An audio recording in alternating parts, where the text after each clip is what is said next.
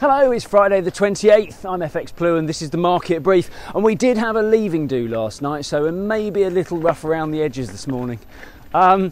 When Sunak spoke of the mistakes made by the earlier administration, he wasn't just referring to Truss and Kwarteng.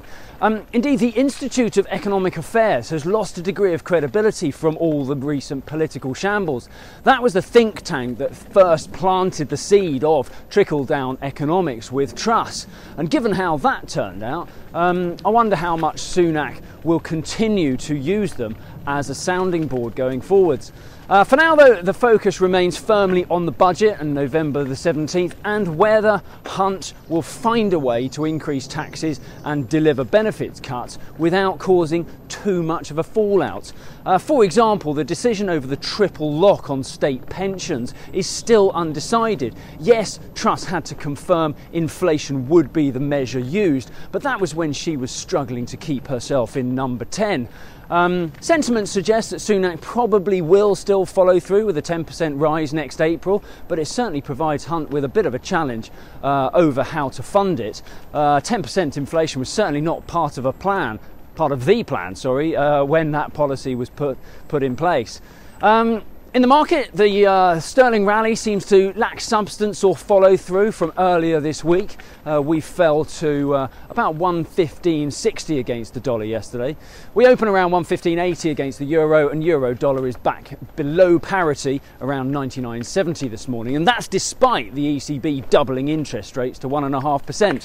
While Lagarde delivered 75 basis points as expected, she was far from bullish, and the market reaction confirms fears of a Eurozone recession are building, and it will certainly take more than one rate hike for the euro to recover. Over in the US, the economy grew by 2.6% in Q3, a feather in the cap for the recession naysayers. However, consumer demand fell sharply, growing by just 1.4% in Q3, and that's a sign that the economy is faltering, and that indeed is in line with most forecasts.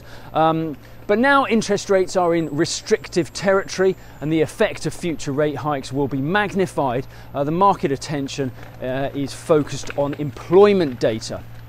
Weekly jobless claims out yesterday, that appears to have plateaued around 200,000 new claims. The 4-week average is around 220,000. But we've got non-farm payrolls next week, which will confirm if there are further signs of cooling in the employment sector.